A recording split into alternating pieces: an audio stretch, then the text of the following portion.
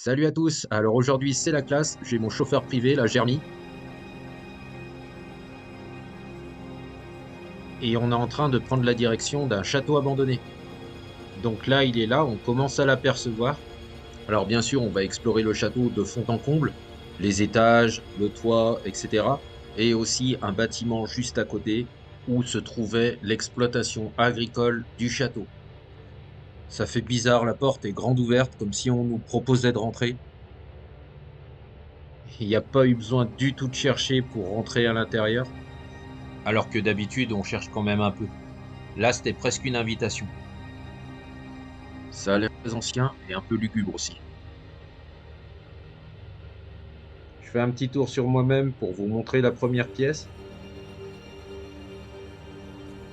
On se dirige à présent vers la deuxième pièce. Pour le moment, on n'a pas grand-chose au niveau des meubles et c'est très détérioré quand même.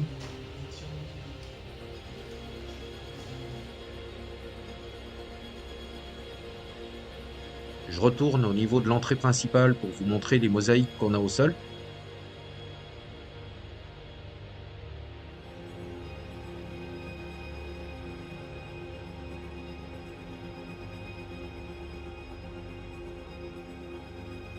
Là, on a une palette au sol avec une cheminée juste en face et une tapisserie assez ancienne. Je pense qu'ici, on devait faire passer des plats.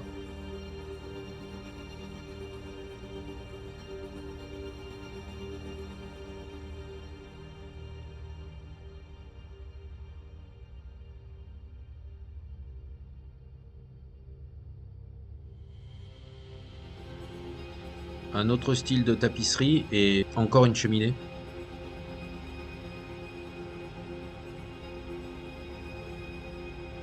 Allez, on poursuit avec les pièces qu'il y a au fond et je pense qu'il doit y avoir l'escalier pour monter au second étage.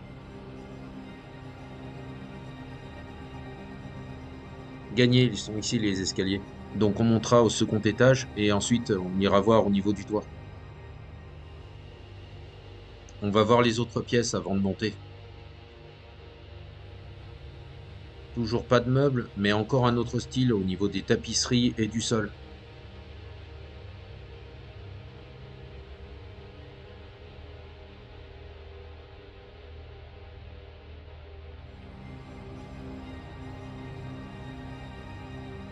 C'est quand même un peu glauque, j'avoue.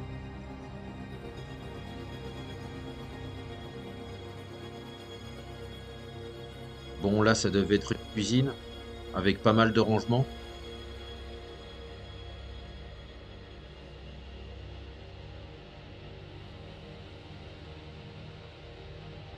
Tiens, une énième pièce et on dirait qu'on va peut-être pouvoir descendre au niveau du sous-sol.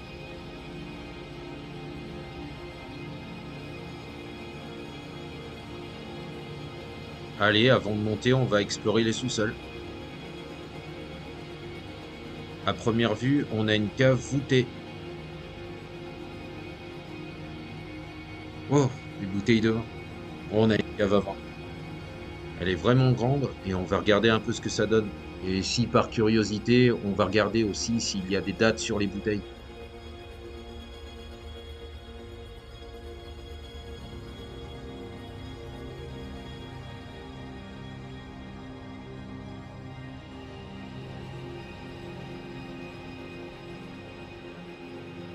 Il y en a vraiment de partout. J'ai vu quelques bouteilles de Saint-Émilion. Tiens, celle-ci, elle est de 1962 et l'autre à côté de 1964. Elles sont vides, j'en ai vu des pleines par contre, comme celle-ci qui est pleine et qui est de 1996. Après, rassurez-vous, on va pas les boire.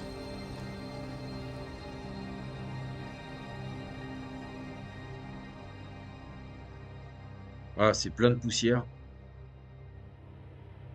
Et ça va, Jeremy est raisonnable, il se maîtrise pour le moment. Allez, on remonte les escaliers.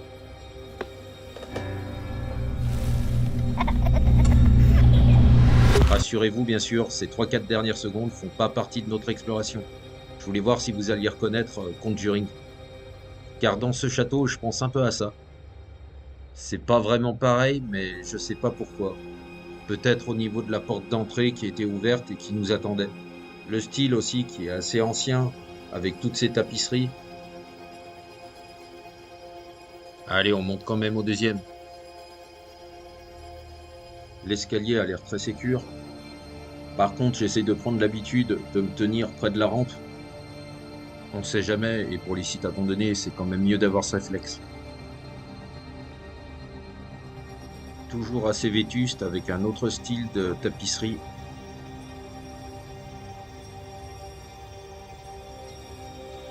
Je me demande depuis combien de temps il est abandonné. On a des traces de moisissure et le plafond commence à être attaqué.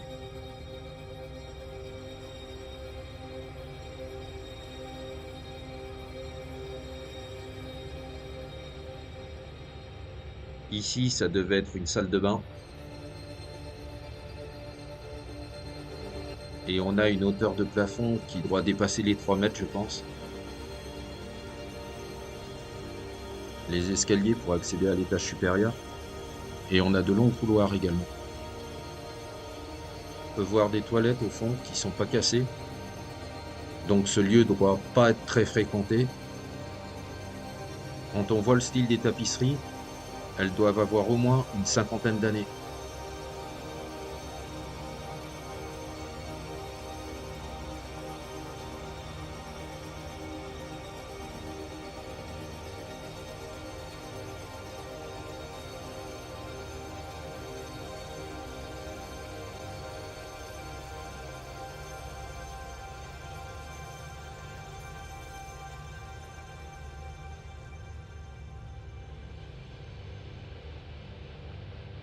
Ici, on a une table allongée. Encore d'autres pièces. Il est assez grand ce château.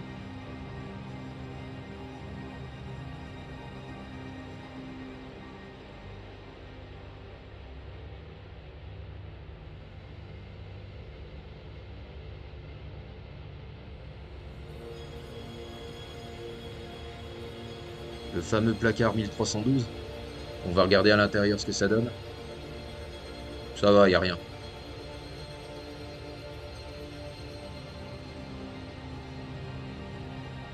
On va appeler ça des caches porte-rideaux.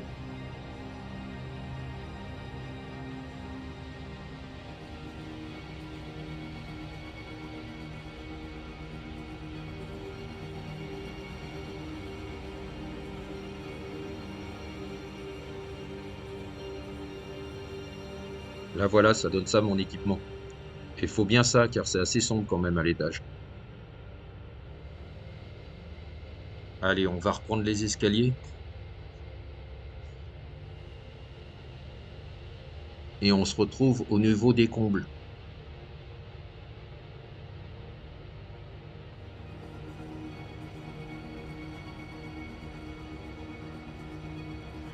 On a encore quelques petites marches d'escalier et je pense que je vais accéder au niveau du toit.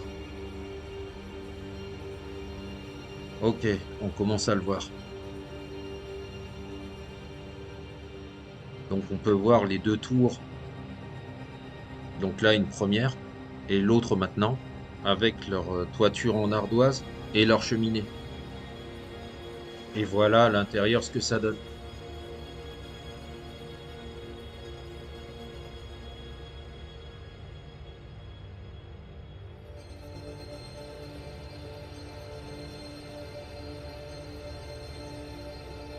C'est bien moisi quand même, il pourrait y avoir des infiltrations d'eau.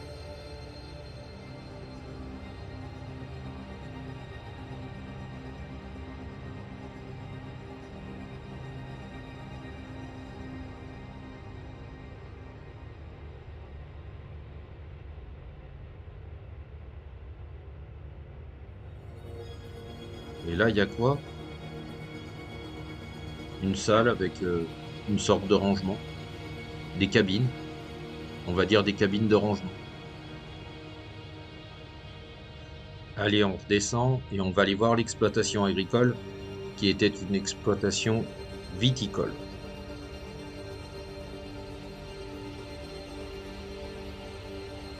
Donc là, vous voyez, c'est le bâtiment qu'on a juste à gauche. Et je vous remontre un peu le château de l'extérieur.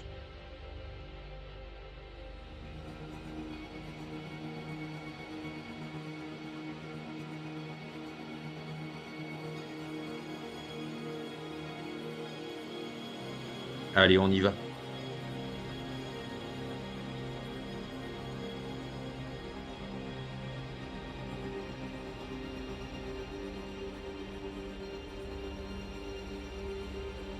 Des longs couloirs pour stocker le raisin.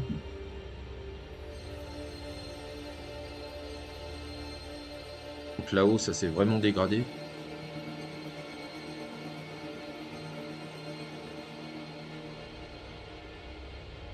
Allez, on monte vite fait pour aller voir ce que ça donne.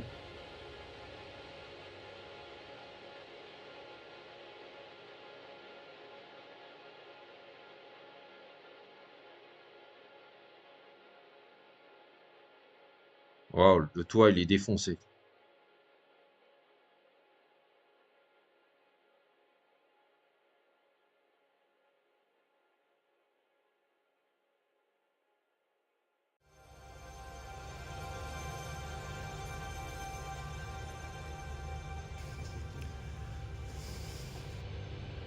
C'est le premier tas qu'on voit. On a des cuves et qui bougeaient donc sur des rails.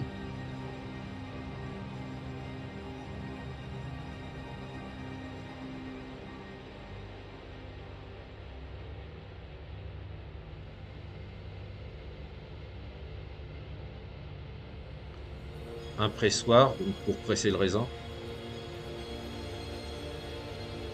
Vous voyez, c'est là où on mettait le raisin une fois broyé pour pouvoir le presser.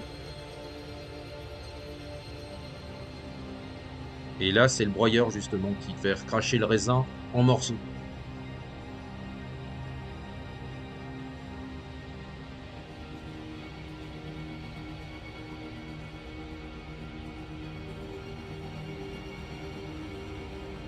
Encore des zones de stockage.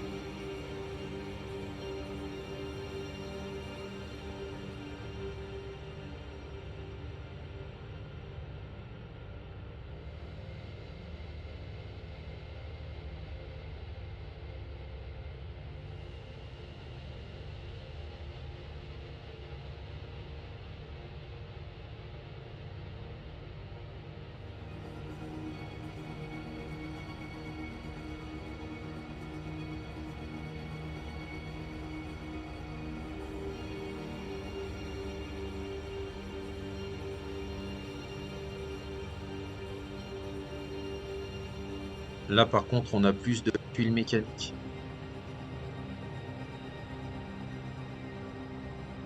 Quelques dernières vues de l'extérieur du château.